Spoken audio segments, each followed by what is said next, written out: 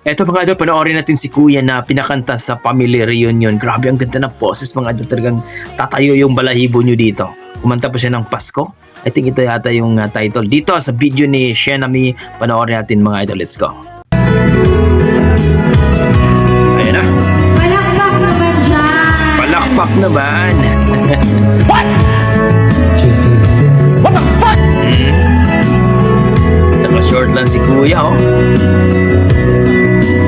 Parang hindi magagantahin talaga, no? Tignan mo, oh.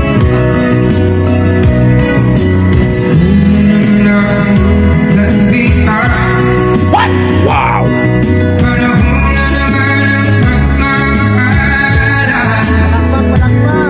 Tumayo yung balahibo ko.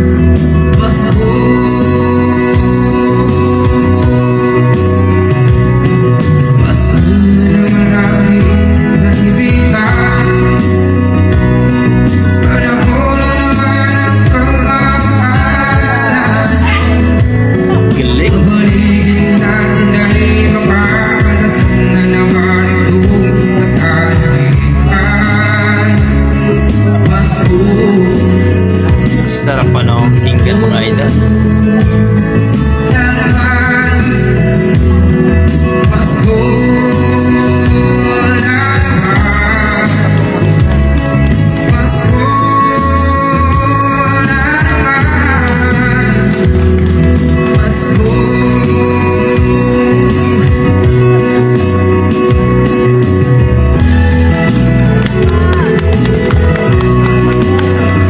Galing, no?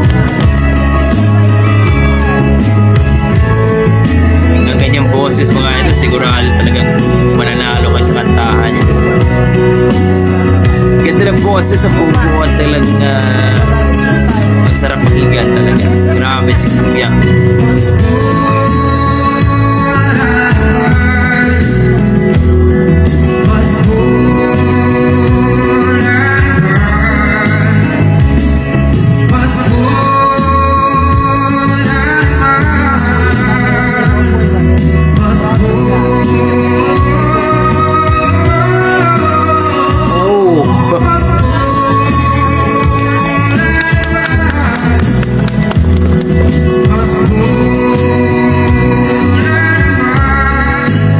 Galing.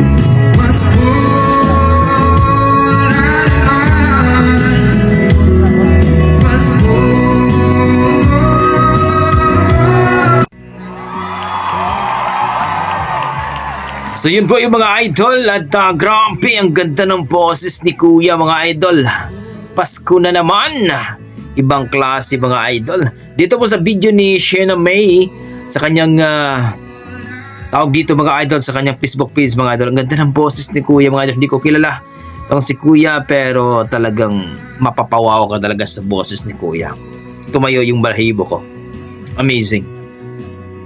Sometimes lang tayo makakarinig ng ganitong boses mga idol na buong buo at talaga ang sarap pakinggan, sarap sa tenga mga idol. So kayo mga idol, ano masasabi niyo sa kanyang performance, sa kanyang rendition? Na-miss ba kayo? Na-appreciate niyo ba? At kung i-rate ko po ang kanyang performance mga idol, nasa 9 talaga. Grabe, ang ganda ng boses. Talagang mafe-feel mo talaga yung Pasko kapag kinantahan ka. Thank you so much idol nating Shena May. Paki-follow po ang Facebook page ni Shena May mga idol at grabe, ang galing ng taong ito. Okay, hanggang dito lang mga idol. Maraming salamat. Yan ang ating mga dugong Pinoy pagdating talaga sa kantahan. Halimaw talaga. Grabe. Na-amaze ako dito kay Kuya. Okay, God bless mga idol. Ingat po kayo.